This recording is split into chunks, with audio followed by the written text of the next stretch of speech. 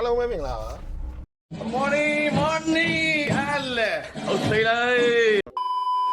အားလုံးပဲမင်္ဂလာပါဒီနေ့ကျွန်တော်တို့ရုပ်ရှင်သွားကြည့်မှာပဲဖြစ်ပါတယ်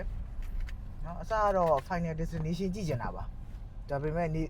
ရွာမှာနေနေတာဆိုတော့ကျွန်တော်တို့ရွာမှာ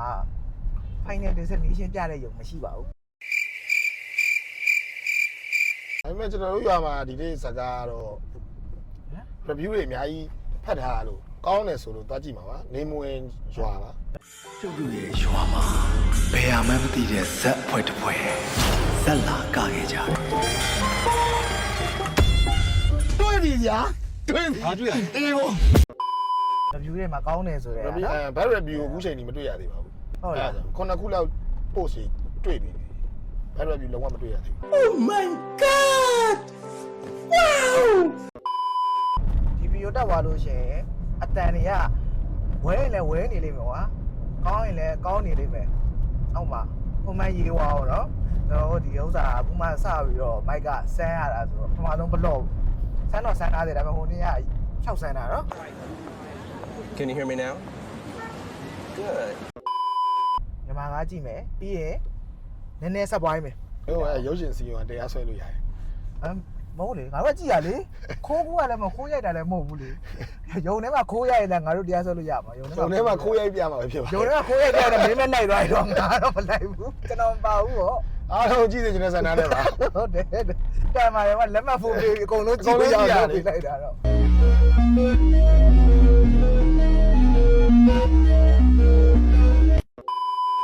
ကျွန်တော်ရုပ်ရှင်မကြည့်ရရှောင်းနှစ်လောက်ရှိသွားပါပြီဒါပေမဲ့ဒီနေ့တော့ဗာစိတ်ကူးပေါက်လို့မသိဘူးတွားကြည့်ပါမယ်ရုပ်ရှင်ကအရင်လိုမျိုးပေါက်ပေါက်ဆုပ်တွေရောင်းလဲထားရရှိသေးလားရှိရ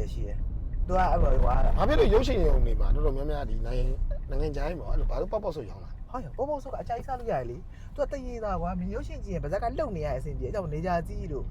ပေါက်ပေါက်ဆုပ်တို့ကလူကကွာတင်မှာအကြိုက်ထိုင်စားကျင်တာကွာတန်းကနေဘိုက်ဝကျင်တာမဟုတ်ဒီကလူကဘိုက်ဝလို့ပြင်ဦးမယ်ကွာပြင်ရမယ်မင်းကဘာရောက်မှာကြာမင်းနဲ့ကြာငါအဲ့လိုမြန်မာ traditional food ဩ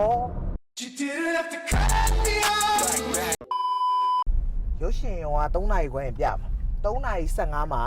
လေဝေးထွက်ပဲရှိသေးတယ်ကျွန်တော်တို့မိမှာပါနော်ကျွန်တော်တို့မိမှာမိပါတယ်ကျွန်တော်တို့မိကြအမြဲတမ်းနောက်ကြရနော်ကိုလိုရှိန်နဲ့နောက်ကြရကျွန်တော်ကဘလူးနဲ့ရှိန်နောက်ကြရနောက်ကြတယ်နောက်ကြမှလည်းကျွန်တော်တို့ဖြစ်မှာစောရင်ကျွန်တော်တို့မဟုတ်ဘူးနောက်ကြရဆိုဘလူးကုန်းကြည့်လိုက်ကျွန်တော်ပဲအဲ့ဒါစင်ကာပူစံတော်ချင်းနဲ့အလုပ်လုပ်တာဖြစ်နေအမြဲတမ်းနောက်ကြတယ်ရုပ်ရှင်ရောတော့ဘယ်ငါရအဖြစ်တွေးရတော့မနဲ့တူပါတယ်ကွာဟဲ့ဆိုင်ကြီး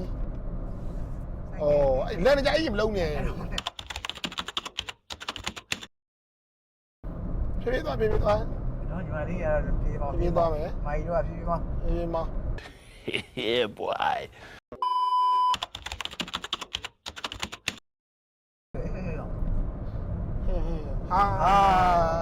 ဟုံးကုန်မှားတာပါသူအနီးပြန်ကြည့်ရတယ်ညလုံးတွေကမကောင်းတော့ဘူး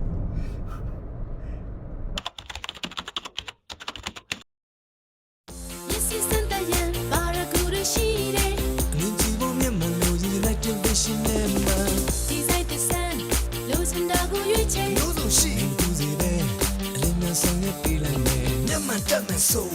United Vision ကလေးရလိုက်ရေးကြည့်ဆုံးမျက်စိက United Vision ရှိတယ်ဝေးကြည့်ကြည့်မိကြည့်ကြည့်ကြည်လောက်ကောင်းဖို့ရေးကြည့်တယ်ကြည်ကြဖို့စိတ်ချဖို့ United Vision ရှိတယ်ခင်မီဆုံးအလားပါဆုံး United Vision ကောင်းဆုံးပဲအပေါ်မှာပေါ်များတစ်ခုကိုအကုန်လုံးပြောပြလိုက်မင်းကလေးတယောက်ကိုဘယ်နေရာမှကြည့်ရှေ့တော့ကနေစကြည့်ဘယ်တော့မှမမာဘူးအဲ့ဒါကျွန်တော် formula ပဲအဲ့ဒါရှေ့တော့ကိုရင်စကြည့်ရုပ်ကတော့နောက်မှာအဲ့ရှေ့တော့လှတဲ့ကောင်မလေးကရုပ်ကမတရားမှဆိုရင်60လောက်ကရှေ့တော့လှရင်လှပြီတကယ်ပြောတာမနာဘူးဒီဟောဖူဒီဒေးရစားကြည့်ထားတာပဲဟာမင်းကတော့မယုံမလားမယုံရင်ကြည့်လိုက်ကွာမင်းအဲ့ရှေ့တော့ကိုစကြည့်လိုက်အဲ့ရှေ့တော့လေးလှနေတဲ့ကောင်မလေးကလှတယ်နော် test me later အဲ့ formula ပြောပြတာယောက်ျားလေးတွေအတွက်ပါမင်းကဆရာကြီးပဲကွာမင်းထွေလာကြည့်ပြီးဟောလားကြည့်ပြီးသွားပြီထွေလာရဇလန်းကိုပြောပြကြည့်ကွာမင်းဘယ်လိုထည့်လဲပြီးရင်ငါပြောပြမယ်ဇလန်းအေးပြော သူတို့ကရွာတရာပွဲသွားကရယ် ကဲ အဲ့မဲ့လမ်းမှာလူတယောက်နဲ့တွေ့ရကွာအဲ့ထွေလာထဲမှာအဲ့လူကနေပြီးတော့သူဒီမှာနေလာနှစ်20ရှိပြီပေါ့ရွာရှိရလို့မကြားမိဘူးဘာညာနဲ့ထွေလာအမှပြီးသွားပြီးတော့နောက်တဲ့အဲ့ဇက်ကလည်းရွာကထွေလာရေးပါတယ်အဖွားကြီးတယောက်ကတရေလို့ဘာလို့နဲ့ရှောက်သွားနေရပါတယ်ပါတော့ထုံးနဲ့တွေ့ထုံးကတရေတရားကြောက်တယ်အဲ့ထဲမှာ ဟုတ်တယ်ကာလာသားကော ပြီးကြတော့ဒီရွာမှာရွာလူရတရေလားသူတို့ကတရေလားကိုအဲ့လို ဥစားရင်းနဲ့ မသိဘူးပါခုကစကားကြီးမှသိ ဟာသားနဲ့သူကရောထားမယ်မင်းအဲ့လိုထင်တယ် အဲ့လို ငါထင်တော့ကွာငါပြောပြမယ်သူတို့အကုန်လုံးတေးပြီးသားကြီးကွာစကားရပိုင်းတွေအကုန်လုံးတေးပြီးသားကြီးဟိုကောင်နေကစကားမောက်ပြီးတေးလာမယ်ဟိုကကျတော့ကြက်ရွာအဲ့နှစ်ခုကသူတို့ကလည်းဟိုကြက်ရွာလဲကွာသူတို့ကသူတို့မတေးသေးဘူးပဲဟိုကောင်လည်းသူတို့မတေးသေးဘူးပဲအဲ့မှာနောက်ဆုံးမှာသူတို့အလောင်းတွေတွေ့မယ်ကွာအဲ့မှာ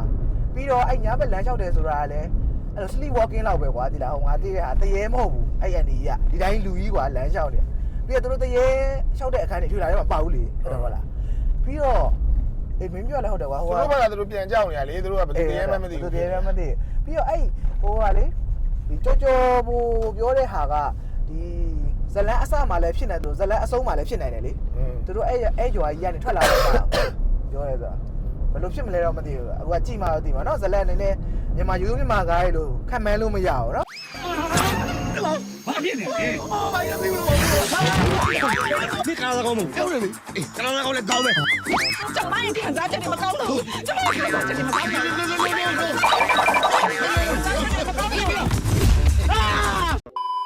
အခုရုပ်ရှင် review ကိုကောင်းသည်ဖြစ်သည်ဆိုးသည်ဖြစ်စေပြောပြမယ်ကြည့်ပြရတယ်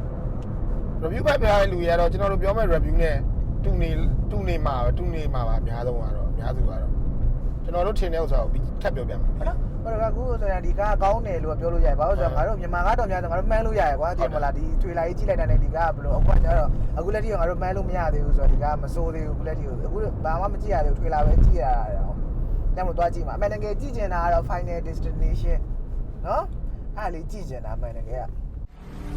Grandma, what's happening to us? Years ago, I had a premonition that started it all.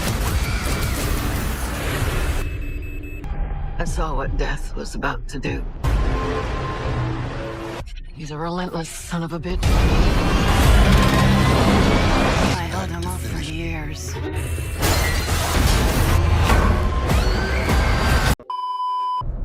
ရုပ်ရှင်က3ခွဲပြတာပါကျွန်တော်တို့ကအဲ့လိုထား4ပြည့်ရဲ့ဘာညာအချိန်တော့မမီတော့ခုတော့ပုံမှန်မျိုးတွေရောက်လာပြီ ပြင်မလားရောက်လာပြီ ပြင်မနာရောက်လာပြီပြင်မနာမျိုးကြီးကတော့စင်ကောင်းရဖြစ်သွားပါတယ်။ဘာသာကျဲသွားပါတယ် ဟုတ်တယ်ကျဲသွားပါတယ်လို့ကျွန်တော်တို့ဘေးပတ်ဝန်းကျင်မှာရိုက်ပြခြင်းပဲလေဖုန်းကတစ်လုံးပဲပါတယ် ။ဟောတစ်လုံးမပါတဲ့အတွက်ရိုက်ပြလို့မရပါဘူး ကျွန်တော်ဘေးပတ်ဝန်းကျင်မှာအုပ်ပုံတွေပဲပြင်နေရတယ်နော်တော်ဆိုးဆိုးဖြစ်သွားကွာမျိုးတွေကဒါကူးလန်းလားဒါရှစ်လန်းလား ။ခုနလား ဒီရတော့ဖတ်တော့အောင်ကဲရုပ်ရှင်ရောက်ပါပြီရုပ်ရှင်သွားကြည့်လိုက်ပါဦးမယ်ပြီးမှပြန်တွေ့ပါမယ်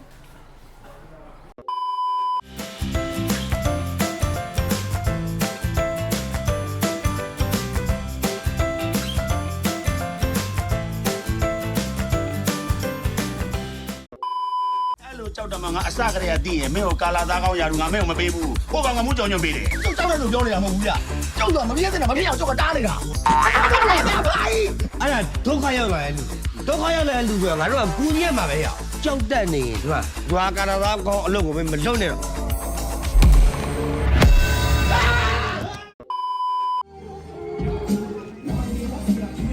ရုပ်ရှင်တော့ကြည့်လို့ပြီးသွားပါပြီ ။ရုပ်ရှင်ကြည့်လို့ပြီးသွားပါပြီ။ရုပ်ရှင်ကအဲကိုမနိုင်ပါဘူး ရုပ်ရှင်ကကျွန်တော်တို့ရဲ့ပြင်မနာမျိုးတွေကယုံပေါ့ပါလာတင်ဆိုမှာအကြံပေးတာပါအဲကုန်းလုံးဝတော့မဟုတ်ဘူးကွာနော်ဒါအစပိုင်းတော့အေးသေးတယ်နောက်ပိုင်းလူများလာတော့မအေးတော့ပြီးတော့စခွင်က brightness ကရော့နေတယ်လို့ခံစားနေရတယ်ကျွန်တော်ပဲစိတ်ချနေရတာပဲနော်နည်းနည်းရော့တယ်လို့နော်နည်းနည်းစခွင်တစ်မျိုးကြီးအဲ့လိုတိတ်ကြည့်ရတယ်ကြီးကြီးလင်းလင်းမရှိဘူးဖြစ်တယ်စိတ်ချလို့လာတော့မသိဘူးဒါအဲ့တခုပါပဲ ။စကားက စကားကိုပြောပါဦး ကောင်းပါတယ် စကားကောင်းလားမကောင်းဘူးလား ။ကောင်းတဲ့အထက်မှာမပါဘူးပဲကောင်းပါတယ် အဲ့တော့ကိုလိုကြီးပေါ်လို့ကားတော့မဟုတ်ဘူးနော်ဒါပေမဲ့တို့ပါ1 to 10 out rating လေးပေးကြည့်ပါ ။ဟုတ်တယ်ဆိုရင်တော့ ရှောက် ရှောက်နဲ့ခွန်လောက် အဲ့လောက်ပဲရပါတော့တာကြီးကောင်းနေတယ်မပါ ကောင်းတဲ့ထက်တော့မပါပါဘူး။ဒါပေမဲ့ ဒါပေမဲ့မကြည့်လို့မဖြစ်ဘူးလားဆိုတော့မဟုတ်ဘူးနော်ဟိုလိုကြီးကလီတိုပြီးရီရတဲ့ဟာတိုက်ရောမဟုတ်ဘူးရီရောရီရရီရောရီရ စကားနဲ့မြန်နေမဝင်ပါပါ နေမဝင်ရ ကောင်းပါတယ်ကောင်းတဲ့ထဲတာကြီးကောင်းတဲ့ထဲတော့မပေါ့ဘူးဒါပေမဲ့ကောင်းပါတယ်ရီရပါတယ်စကားဒါပေမဲ့ဇက်သိမ်းမိုင်းကိုနားမလည်လိုက်တာကတော့ နော်ဇ နား က် မ ပြား လည်တော့နားလည်လို့ရှိရင်လည်း မဟုတ်ဘူးနားမလဲရတော့မဟုတ်ပါသူတို့ကဘာလို့ပြကျင်လဲဆိုတာမသိကြဘူးဖြစ်သွားတာဗျာဇက်ကအစတုန်းကနည်းနည်းပူပြီးတော့ကြည့်ရတာဘယ်လိုပြောအောင်ကြည့်လို့ပိုကောင်းတယ်နော်အလယ်လောက်ကျနည်းနည်းဣသွားတာနောက်ပြီးတော့ဇက်သိန်းရတော့လည်းတစ်မျိုးကြီးပဲကွာပြောချင်တာသူတို့ပြောချင်တာဘာလို့ပြောချင်လို့ပြောချင်သွားပြန်လဲမသိလိုက် သူတို့ပေးတဲ့ message ကတော့လူတွေကအဲ့လိုမျိုး အေးပါပေါ့လူတွေကဟိုလိုပြတန်တရားတွေများတယ် များလာရင်လူမမြင်ကြတော့ဆို message ကိုပေးနေတာဇက်ကတော့ လူချင်းလှုပ်ရှင်လာတယ်ဆိုတဲ့သဘောမျိုး အကျဉ်းနောက်ဆုံးကမှဘာဖြစ်လို့ဟိုကာတာစီရဲ့လူကိုထည့်ရိုက်ထားအောင်သူကဒီတော်ကျိုးဝဲမှာနေလာနှစ်30လောက်ရှိပြီဆိုပြီးတော့ အဲ့ကြတော့ပြောချင်တာဟိုရွာကြီးကကြက်ရွာပေါ့အဲ့ဒါဆိုရင်နော်ငါထင်တာလို့ကြက်ရွာဆိုမှန် ကျ တာ က်ရွာမှာအဲ့လိုပတိတွေပေး အေးဗဒီ ခန်းမွေးလို့မမြင် ပြီးတော့ဖုန်းကြီးရှိရကွာဒါပေမဲ့ထူးဆန်းတာဖုန်းကြီးကစကားပြောမသွားဘူးနော်တကားလုံးစီပိတ်ကျင်နေတယ် တခြားလည်းမပြတော့ပါဘူးဖုန်းကြီးစကားဟာတာကိုအဲ့လိုမျိုးဟိုကလောက်ပြီးပြောနေဟာတိုင်းမဟုတ်ဘူးဒီတိုင်းစကားပြောနေတယ် တမင်ရီခိုင်းတဲ့ဟာတော့မဟုတ်ဘူး မြင်ရတဲ့ဟာတာတော့မဟုတ်ဘူးဒါပေမဲ့ရတယ်သူတို့ပြောတဲ့စကား ကဟိုထွေလာတော့ပါကရင်သွားမယ်သွားရင်ကမယ် တိုင်းသွားမယ်အဲ့လိုမျိုး ဇလန်ရဲ့တင်းဆောင်ကတကယ်ကောင်းတယ် ဇလဲတင်းဆောင်ပြပြမယ်ဒီစကားတင်းဆောင်ကစိန်ဝင် အဲ့တင်မော7ဝင်ယူတာစိန်ဝင်ဇမင်းသားလေးမောင်စိန်ဝင် အဲ့ဒီတင်းဆောင်ကရပါတယ်တို့ စိန်ဝင်းဇမင်းသားလေးမောင်စိန်ဝင်းပြပြမမေကူကူမမအပီကြတဲ့မောင်စိန်ဝင်း စကားမှတစ်ခုလို့အလောင်းကြီးကြောင်းမရှင်းသွားဘူးအမှန်ဆိုအဲ့အပြင်မှာဆိုရင်ပြဿနာတက်မှာဒီလောင်းရမှာလူရောက်နေရလဲဆိုပြီး ဟောအဲ့ဒါသူတို့ပြောပြမှာလို့ကဘယ်လိုဖြစ်ဒါကြီးတော့မှဖြစ်ပြီးသားဆိုတော့ အဲ့တော့ပြပြဟာလေရိုက်တယ် ကားတော့ကြည့်လို့တော့ဖြစ်ပါတယ်ကြည့်လို့ဖြစ်ပါတယ်ကောင်းပါတယ်နော် rating 7လောက်တော့ပေးလိုက်ပါ ကြီးလဲကြီးရပါတယ် ကြီးရတယ်ဗာဒါပေမဲ့အလင်မှာတော့နည်းနည်းလေးဣသွားရကွာဇကာဟိုခန်းနေပါလေကွာသိမလားမလိုရတဲ့ဘလော့တွေပါလာအဲ့ဆိုရင် rating 7နဲ့တွားကြည့်ဖို့မင်းရောကြည့်ခိုင်းပါလား ကြည့်ခိုင်းမယ် ကြည့်ခိုင်းမယ်ဗောနော်ကောင်းပါမစိုးပါဘူးနော် ကြည့်ကြပါ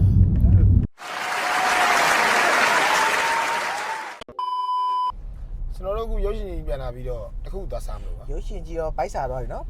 ဘိုက်စာနေတော့တခုခုသွားစားပါမယ်ဒီမနက်မှာဘဲဆိုင်ကောင်းတော့ဘာစားကြမလဲငါတို့ something we eat together something we eat together need something we eat together အဲ့ဒီအင်္ဂလိပ်လိုဒီမှာရနေပြီနော် အခုကျွန်တော်အင်္ဂလိပ်ပြောလိုက်လို့ရ non the crazy apply skills it's me papa it's me ကျွန်တော်တို့တက်ခိုင်ရေးတက်ခင်းပပ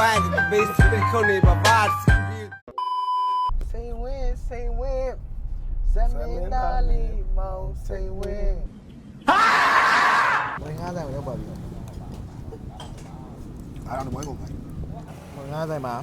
ရောက်တာဘာမှမရလဲရောက်နော်ဘယ်တော့ကုန်သွားပြီ ဝိုင်းကုန်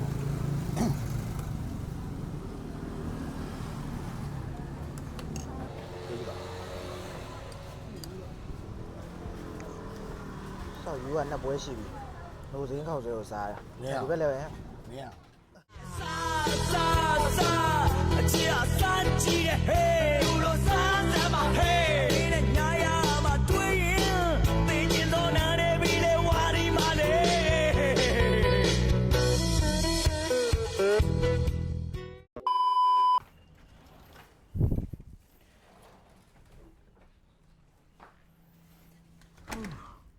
ခုပဲအိမ်ထဲရောက်ပါပြီ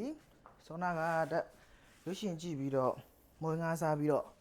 ခုမှအိမ်ထဲရောက်ပါတယ်ကြားထဲမှောင်ပြီးတော့မိုးတွေရွာလာလို့ဘာမှမရိုက်ဖြစ်လိုက်ပါဘူးဒီနေ့ဘလော့ကတော့ဒီလောက်ပါပဲတက်တာပါတက်တာ